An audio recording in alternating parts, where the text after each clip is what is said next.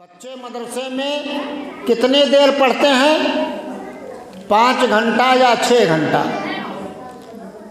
6 घंटा ये मुदर्रिसीन उनको तालीम के साथ साथ तरबियत भी देते हैं, लेकिन इतने मुख्तसर वक्त में सब कुछ मुमकिन नहीं है। इसलिए वालिदैन की भी जिम्मेदारी होती है कि घरों में अपने बच्चों को तालीम दिलाएं। आज तो अल्हम्दुलिल्लाह हमारी बच्चियां, हमारे घरों की बहुएं खुद पढ़ी हुई अक्सरियत होती है। आप इन छोटे छोटे बच्चों को 1 घंटा अपने घर में तालीम दे सकते हैं। माँ जब इन बच्चों को अपने बगल में सुलाए तो उन्हें दीनी कहानियाँ सुना सकती है, उन्हें कहानियों के ज़रिए दीनी तालीम दे सकती है। सच बोलने में क्या फ़ायदा है वो कहानी की ज़ुबानी बता सकती है, झूठ बोलने में क्या नुकसान है वो बता सकती है। जब इन्हें तालीम और तरबियत आप नहीं देंगे, इनको दुआएं नहीं सिखाएंगे, इन्हें माँ बाप के हुकूक और रिश्तेदारों के हुकूक, पड़ोसी के हुकूक, मुस्लिम का हुकूक, इंसान के हुकूक, जानवरों के हुकूक ये सब नहीं बताएंगे तो आप कैसे इनसे उम्मीद रखते हैं कि आपके हुकूक को ये अदा करेंगे। इसलिए मेरे बुज़ुर्गों, मेरे नौजवानों, अगर ये चाहते हो कि आपको अपना हक़ औलाद से मिले, ये औलाद आपके लिए बाइसे इज़्ज़त बने दुनिया में और आखिरत में भी, ये औलाद मुल्क मिल्लत के लिए नाम पैदा करे, आपका भी नाम रोशन करे और कौम और मुल्क का भी रोशन करे, तो सबसे पहले इन बच्चों के जो हुकूक हैं और उनमें सबसे बड़ा जो हक़ है तालीम और तरबियत का, उस पर तवज्जो देने की ज़रूरत है। ये उलमा की नाकदरी जो आम हुई है ये भी आलमी साजिश है। वो जानते हैं कि इस्लाम की बका इन मौलवियों से है। नमाज पढ़ना मौलवी सिखाता है, रोज़ा रखने की तालीम मौलवी देता है। अगर मौलवी से उनके अवाम का एतमाद हम उठा ले जाएं तो फिर दीन ख़त्म। मैं अपने बुज़ुर्गों से मुखातब हूँ।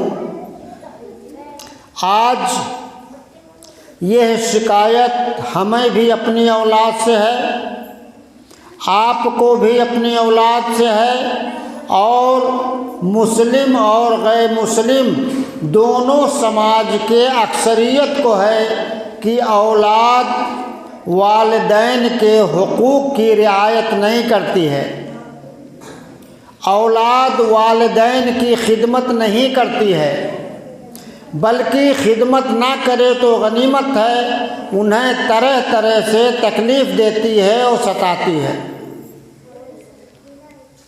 लेकिन मेरे बुज़ुर्गों, क्या कभी आपने ये भी सोचा कि पहले आपका हक़ बनता है इन औलाद पर या इन बच्चों का हक़ बनता है आप पर? किसका हक़ मुक़द्दम है? जाहिर बात है, इसका सीधा साधा जवाब है कि सबसे पहला हक़ तो इन बच्चों का हमारे ऊपर था।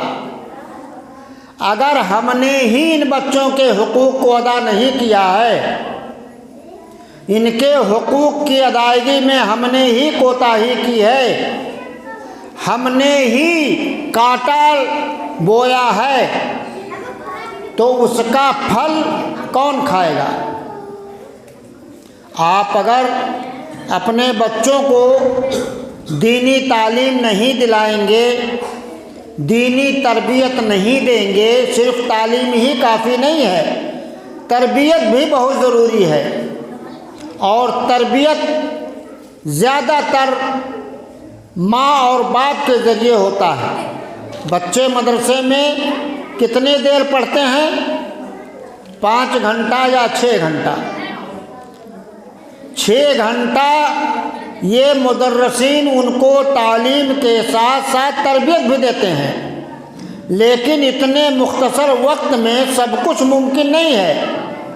इसलिए वालिदैन की भी जिम्मेदारी होती है कि घरों में अपने बच्चों को तालीम दिलाएं, घरों में भी पढ़ाएं। आज तो अल्हम्दुलिल्लाह हमारी बच्चियां, हमारे घरों की बहुएं खुद पढ़ी हुई अक्सरियत होती है। आप इन छोटे छोटे बच्चों को 1 घंटा अपने घर में तालीम दे सकते हैं। माँ जब इन बच्चों को अपने बगल में सुलाए तो उन्हें दीनी कहानियाँ सुना सकती है, उन्हें कहानियों के ज़रिए दीनी तालीम दे सकती है। सच बोलने में क्या फ़ायदा है वो कहानी की ज़ुबानी बता सकती है, झूठ बोलने में क्या नुकसान है वो बता सकती है। बुरे बच्चों के साथ रहने में वो किस तरह बिगड़ते हैं वो कहानियों के ज़रिए आप बच्चों को समझा सकते हैं, और कहानियाँ ये बच्चों के जहन में नक्श हो जाती हैं। तो मेरे भाइयों, मैं अर्ज़ ये करना चाहता हूँ, आपसे कहना चाहता हूँ कि जब आप ख़ुद अपने औलाद के हुकूक़ को नहीं अदा करेंगे, और इनके बहुत सारे हुकूक़ हैं लेकिन एक ही हक़ की बात करता हूँ, तालीम व तरबियत की। जब इन्हें तालीम व तरबियत आप नहीं देंगे, इनको दुआएं नहीं सिखाएंगे, इन्हें माँ बाप के हुकूक़ और रिश्तेदारों के हुकूक़, पड़ोसी के हुकूक़, मुस्लिम का हुकूक़, इंसान के हुकूक़, जानवरों के हुकूक़, ये सब नहीं बताएंगे तो आप कैसे इनसे उम्मीद रखते हैं कि आपके हुकूक़ को ये अदा करेंगे। इसलिए मेरे बुज़ुर्गों, मेरे नौजवानों, अगर ये चाहते हो कि आपको अपना हक़ औलाद से मिले,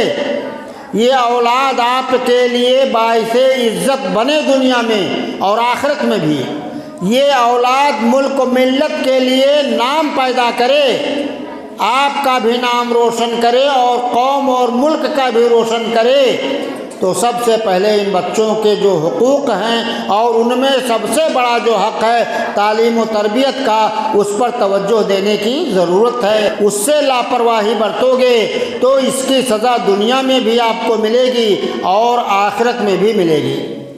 आज तालीम की अहमियत, ये कड़वी बात है लेकिन सच है। वो मुस्लिम कौम जिसको तालीम की अहमियत बताई गई थी और जिनकी मुक़द्दस किताब कुरान मजीद का पहला लफ्ज़ ही कहा था इक़रा, पढ़ो, हमें जो पहली तालीम कुरान से मिली वो पढ़ने की मिली। और हमारे नबी ने तालीम की अहमियत को इतना बताया कि कुत्ता जैसा नापाक जानवर कि अगर वो घर में है तो फरिश्ते नहीं आते घर में, लेकिन अगर वही कुत्ता कल्बे मुअल्लम हो, सिखाया हुआ कुत्ता हो, तो उसके घर में रहने से फरिश्ते भी आते हैं। और अगर बिस्मिल्लाह कह करके उसको आप छोड़ दें, वो शिकार कर ले, शिकार को मार डाले, मर जाए, ज़बह का मौका ना मिले और उसमें से वो खाए नहीं, तो वो शिकार हलाल हो जाता है। ये एक नापाक जानवर पाक कैसे हो गया, उसका शिकार किया हुआ जानवर कैसे हलाल हो गया? तालीम के ज़रिए। वो नबी जिसने बद्र के कैदियों को इस बुनियाद पर रिहा किया था कि हमारे मुसलमानों में से कुछ लोगों को तुम पढ़ना और लिखना अगर सिखा देते हो तो तुम्हें कोई रुपया पैसा नहीं देना है, तुम्हें छोड़ दिया जाएगा। आज वो कौम तालीम की अहमियत को भुला चुकी है। और याद रखो, अगर तालीम की अहमियत को आपने नहीं समझा तो आप अपनी औलाद के लिए करोड़ों और अरबों की जायदाद छोड़ के चले जाओगे, शायद वो जायदाद उसके काम ना आए और वो उड़ा पड़ा करके ख़त्म कर देगी बेतरबियत औलाद। और अगर आपने अपनी जायदाद बेच दिया है, अपने बिगहों को बेच के अपने बच्चे बच्चियों को तालीम दी है, तो वो आपके बिगहे से ज़्यादा बिगहे भी ख़रीद सकते हैं और बिला बिगहा ख़रीदे भी वो इज़्ज़त की ज़िंदगी गुजार सकते हैं और कौम व मिल्लत का नाम रोशन कर सकते हैं। मेरे भाइयों, हम इस मुल्क नेपाल में रहते हैं, हमने देखा है, आपने भी देखा और सुना है, इसी मुल्क में बसने वाले, पहाड़ पर रहने वाले हमारे पहाड़ी भाई कितने पिछड़े हुए थे, किस कदर पिछड़े हुए थे कि जब हमारे गांव में आते थे तो हम उनके करीब नहीं खड़े होते। मुझे बचपन में याद है, लेकिन उस कौम को जब ये मालूम हो गया कि तालीम की अहमियत है, हम आगे बढ़ सकते हैं तो शिक्षा के ज़रिए बढ़ सकते हैं। आज आप देख लीजिए, अपना तुलना उनसे कर लीजिए। उनके पास आपकी तरह घर नहीं होता, उनके पास आपकी तरह बिगहे नहीं होते, लेकिन इस मुल्क में कितनी इज्जत के साथ वो जी रहे हैं, उसका अंदाज़ा आप लगा लीजिए। वो पढ़ाई पर अपनी लगानी करते हैं। मौलाना ने भी बताया, मौलाना नियाज़ साहब ने, कि आप तो अपना लिल्लाह ज़कात और उश्र खैरात दे के अपने बच्चे को नहीं पढ़ा पाते, अपना ही ज़कात अपने बच्चे को खिला के भी नहीं पढ़ा पाते हो, और वो अपनी गाढ़ी कमाई का 90% हिस्सा बच्चों की तालीम पे लगा देता है। हमारी मरकज़ी जमीयत अहले हदीस नेपाल की ऑफिस, मैंने पहले भी कहीं कहीं सुनाया है कि हमारी एक ऑफिस काली माटी के बिल्कुल करीब रवि भवन एक एरिया है, वहाँ हमारी ऑफिस थी। हमारे उस ऑफिस का गेटमैन या चपरासी कह लीजिए, एक पहाड़ी वर्ग का आदमी था, उसको हम लोग बहादुर बहादुर कहते थे, अल्लाह जाने नाम क्या था। उसके एक दिन मैंने ऐसे ही उसके बच्चों को बिल्कुल टाई लगा करके अच्छा लिबास पहन करके जाते हुए देखा, तो जब वो बच्चे को छोड़ के वापस आया तो मैंने उससे पूछा, बहादुर कहाँ ले गए थे इस बच्चे को छोड़ने? तो मुझे इस वक्त उस बोर्डिंग स्कूल का नाम तो याद नहीं है, लेकिन वो उस एरिए का सबसे अच्छा बोर्डिंग स्कूल था, जिसमें हमारा चपरासी अपने बच्चे और बच्ची दोनों को पढ़ा रहा था। एक चपरासी अपने बच्चे पर खर्च कर रहा है। उसने कहा, मौलाना हम अपने कमाई का सिर्फ उतना ही अपने ऊपर खर्च करते हैं जितना हमारे खाने पीने या दवा इलाज में लग जाए, हम कोई प्रॉपर्टी नहीं बनाते हैं, हम अपनी पूरी प्रॉपर्टी बच्चों के तालीम पे लगाते हैं। एक बच्चा एक बच्ची थे, दोनों को पढ़ाया। उनकी सोच देखिए, हमारी सोच देखिए। हमारी सोच ये है कि हम कमाएं तो बिगहा खरीदें, हम कमाएं तो अच्छी बिल्डिंग बनाएं, हम कमाएं तो शहरों में घर बनाएं। बच्चों पर अगर मौलवी साहब कहते हैं कि 200 रुपया महीना फीस देना, 200, तो 200 से ज़्यादा का पान और सुरती हलाल और हराम चीज़ें खा के थूक देते हो, वो गवारा है। लेकिन अपने बच्चे की तालीम पर महीने में 200 रुपया भी भारी है। जिस कौम की सोच इतनी गिर जाएगी, वो कौम न दुनिया में तरक्की कर पाएगी और न आखिरत में कामयाबी हासिल कर पाएगी। मेरे मुसलमानों, कान खोल के सुन लो। इसलिए दुनियावी तरक्की के लिए भी और उखरवी तरक्की के लिए भी बच्चों की तालीम बेहद ज़रूरी है, वो भी दीनी तालीम। आपसे अल्लाह ताला ये नहीं पूछेगा कि आप जब मरे थे तो कितनी जायदाद आप अपने औलाद के लिए छोड़ के आए थे, कम छोड़ा था या ज़्यादा छोड़ा था, सवाल नहीं होगा।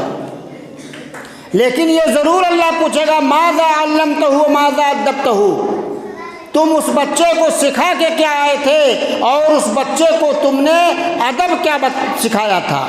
तालीम और तरबियत के बारे में पूछा जाएगा। और ये प्यारी औलाद जिसके लिए हम और आप हलाल तो हलाल है, हराम भी कमाने में तरद्दुद नहीं करते हैं, यही औलाद हमारा दामन पकड़ेगी क़यामत के दिन अल्लाह के यहाँ कि अल्लाह मैं क्या करूँ, मेरे माँ बाप ने तो मुझे दीन सिखाया ही नहीं। डॉक्टर तो बना दिया, इंजीनियर तो बना दिया, मैं एक ऐसे वकील को अपने इलाके में जानता हूँ जो वकालत पास हैं, लेकिन दीन की बुनियादी चीज़ों से नावाकिफ़ है। और कितने ऐसे आपको दुनियावी उलूम वाले मिलेंगे जिनको दीन की बुनियादी चीज़ें नहीं मालूम हैं। यह औलाद आपकी नेमत है, अल्लाह ने आपको अमानत दिया है, इस अमानत की कद्र करो, इन्हें दीनी तालीम दिलाओ। और मेरे मुसलमान भाइयों, बातें आपने मदरसों के हवाले से बहुत सुनी हैं, मैं एक राज की बात आपको बताता हूँ। आप इस मस्जिद में बैठे हैं, अल्लाह गवाह है, आपको इन बच्चों की अहमियत नहीं मालूम है, इनकी दीनी तालीम की अहमियत नहीं मालूम है, लेकिन यूरोप के पार्लियामेंटों में बैठ करके ये पास होता है कि इन बच्चों को मकतब की तालीम से कैसे महरूम किया जाए। ये अब्दुल हई मदनी कैसे बना है, जमाल मदनी कैसे बन गए, वसीम सल्फी बनारस से कैसे फारिग हो गए, अलिफ बा ता सा इसी मकतब से पढ़ा था, फिर आगे बढ़ कर के यहाँ तक पहुँचे। दुनिया ये तदबीरें बना रही है कि इनके मकतब को फेल करो, मकतब की तालीम बंद हो गई, मौलाना बनने की फैक्ट्री ख़त्म।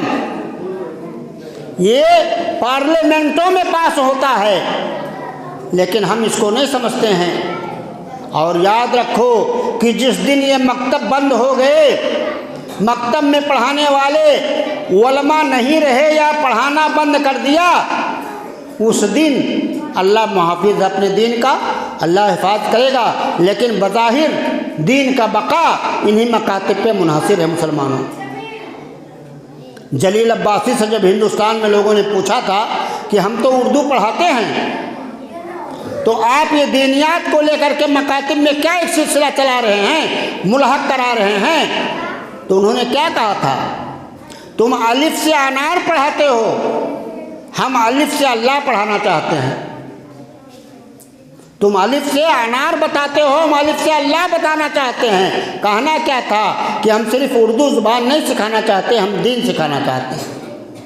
तो ये साजिशें हो रही हैं। आपने कितनी बार सुना होगा मदरसों के खिलाफ कि आतंकवाद के अड्डे हैं, दहशतगर्दी के अड्डे हैं, यहाँ से मारना काटना बच्चों को सिखाया जाता है, नफ़रत की तालीम दी जाती है। मस्जिद में हैं, आप भी हैं, अल्लाह को हाजिर और नाज़िर समझ के बताइए, किसी मकतब किसी मदरसे को आपने देखा है जहाँ दहशतगर्दी की तालीम दी जाए, जहाँ मार काट की तालीम दी जाए, जहाँ अपने पड़ोसी गैर मुस्लिम के साथ बुरा बर्ताव करने की तालीम दी जाए? हम तो हमेशा इंसानियत की तालीम देते हैं। हम तो ये कहते हैं कि इंसान के रगों में दौड़ने वाला खून एक सा है। हमारा बच्चा एक्सीडेंट में पड़ जाए, हम एक्सीडेंट में पड़ जाएं, हमें खून की ज़रूरत पड़ती है तो हम खून मांगते हैं लोगों से। कभी हमने ये भी पूछा कि मुसलमान का खून है कि हिंदू का? किसी ने ये पूछा कि मेरे जिस्म में खून डाल रहे हो, ये किसी हिंदू से निकाला था कि मुसलमान से? न हिंदू पूछता है न मुसलमान पूछता है। तो इंसानियत का एक रिश्ता है, हम उसकी तालीम देते हैं। हमारे मदरसों में अगर सांप निकल आए ना, सांप, तो उसके मारने के लिए डंडा भी नहीं होता है।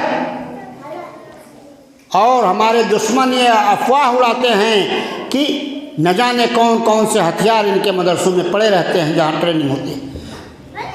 तो आज ये सब वो जानते हैं कि ऐसा कुछ नहीं है, लेकिन मदरसों को ख़त्म करने के लिए आज पड़ोसी मुल्क में देख लीजिए, न जाने कितने लोग नाजायज़ ज़मीनों पर कब्जा किए हुए हैं, किसी पर किसी की निगाह नहीं है। अगर निगाह जाती है तो हमारे मस्जिदों पर, हमारे मदरसों पर। अभी छोटे छोटे मदरसे निशाने पर थे, अब दारुल उलूम देवबंद और नतुल उलमा और इस तरह के बड़े बड़े मदारिस भी निशाने पे आ रहे हैं और उनको गिराने की तदबीर हो रही है। तो हमारे मिटाने की तदबीरें तो पूरी आलम इकट्ठा होकर, दुश्मनान इस्लाम सब इकट्ठा होकर कर रहे हैं। और हम हैं कि बस मौलाना लोगों के ख़िलाफ़ ये उलमा की नाकदरी जो आम हुई है, ये भी आलमी साजिश है। वो जानते हैं कि इस्लाम की बका मौलवियों से है। नमाज पढ़ना मौलवी सिखाता है, रोज़ा रखने की तालीम मौलवी देता है। अगर मौलवी से उनके अवाम का एतमाद हम उठा ले जाएं तो फिर दीन ख़त्म। अब्दुल हई मदनी को आप समझेंगे बेईमान है, उसकी बात नहीं मानेंगे। जमाल बेईमान नहीं मानेंगे, फला बेईमान, सब मौलवी चोर। जब ये खुद ही चोर है तो इसकी बात असर करेगी आप में? तो एक साजिश रची गई है कि उलमा के ख़िलाफ़ आवाम के दिल में बदगुमानी पैदा किया जाए, ताकि आवाम का एतमाद उलमा से उठ जाए और उनकी बात को सुनना बंद कर दें। और जब उनकी बात नहीं सुनेंगे तो दीन से हट जाएंगे। आज दुश्मनान इस्लाम ये कोशिश नहीं करते हैं कि आपको काफिर बना दें।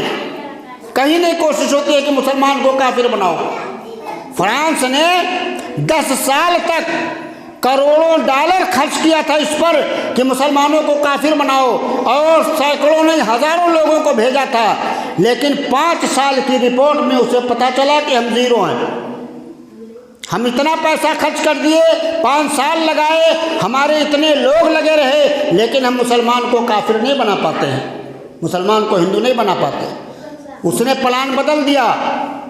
उसने कहा कि मुसलमान को हिंदू ना बनाओ, इस्लाम से निकाल दो, खाली बद्दीन बना दो। उसमें भी नहीं कामयाब हुए। तीसरा प्लानिंग जो हुआ, जो आज भी चल रहा है, कि मुसलमान को मुसलमान रहते हुए भी इस्लाम से दूर कर दो। अब्दुल्ला साहब बैठे हैं, नमाज नहीं पढ़ते हैं। अब्दुल रहमान साहब बैठे हैं, रोज़ा नहीं रखते हैं। अब क्या क्या मिसालें दें। फलां साहब बैठे हुए हैं, वो सूद खाते हैं। सब अब्दुल्ला, अब्दुल रहमान, अब्दुल रहीम मुसलमान हैं, लेकिन इस्लाम के बगैर मुसलमान हैं। आज आप मुसलमान रहें लेकिन इस्लाम ना रहे। आज दुनिया के मुसलमानों से कोई डर नहीं है। आज दुनिया को मुसलमानों से कोई डर नहीं है। दुनिया को अगर खौफ है तो इस्लाम से है, और अगर मुसलमान बिला इस्लाम के हो गया तो ये निकम्मा है, ये जिस्म है, इसके अंदर रूह नहीं है। मेरे मुसलमान भाइयों, दुनिया की साजिशों को समझो। एक शुतुरमुर्ग का शिकारी अगर उसको दौड़ाता है और अपनी गर्दन को रेत में घुसा लेता है, समझता है मैं किसी को नहीं देखता हूँ तो मुझे कोई नहीं देखता है, इससे मसाइल नहीं हल होंगे। आप ये समझें कि हम नहीं जानते हैं तो कोई नहीं जानता है, हम साजिश नहीं करते हैं तो कोई नहीं करता है, ये नहीं है। उसका जवाब देने की ज़रूरत है, और उसका जवाब और मुँहतोड़ जवाब सिर्फ़ एक ही है, इन मदारिस की हिफाजत करो। इन मदारिस पे अपनी लगानी लगाओ। अपना, जैसे अपने बच्चों को आप खिलाते हैं, अच्छा खाना खिलाते हैं, कपड़ा देखिए कितना अच्छा अच्छा पहन के बच्चे आए हैं। ज़रा सी खांसी या बुखार आ जाए तो डॉक्टर के यहाँ जा कर के 1000-2000 की दवाएं ले लेते हैं। इन तीनों खर्चों में आपका दिल नहीं फटता है, आपकी दौलत नहीं घटती है। लेकिन जब कहा जाए कि इन बच्चों को संवारो, इन्हें अच्छा बनाओ, इन्हें पढ़ाओ, तो हमारा सीना फट जाता। हाय हाय, पैसा ही नहीं है। ये तस्वुर निकालो दिमागों से मुसलमानों। अल्लाह की कसम, ये औलाद अमानत है, हमारे लिए भी आपके लिए भी। इस अमानत की हिफाजत करो। अगर आपने इस अमानत को ज़ाय किया तो अल्लाह के यहाँ आपको जवाब देना पड़ेगा। और वलमा की कदरदानी करो। वलमा अंबिया के वारिस हैं। अगर वलमा की नाकदरी करते हो तो गोया कि आप नबी की नाकदरी कर रहे हो। हम नहीं कहते, जैसा कि मौलाना नियाज़ ने कहा, कि हम धुले धुलाए नहीं हैं, हम हौज़ कौसर में नहाए हुए नहीं हैं। गलतियां हमसे भी होंगी, लेकिन तरीक़ा यह है कि हमारी गलती को हमसे कहो, हमारे कानों में आके कह दो, मौलाना अब्दुल हई साहब आप फलां गलत काम करते हैं, आप बाज आ जाइए इससे। मौलाना फलां काम आप गलत करते हैं, आप इसे तौबा कीजिए। ये ना कह करके आप सही बात क्या गलत बातें समाज में फैलाते हैं उलमा के बारे में। अल्लाह के यहाँ जब ये पकड़ेंगे आपका दामन तो आप क्या जवाब देंगे? बिला दलील, बिला प्रूफ किसी पर कोई ऐब लगाना ये शरअन हराम है।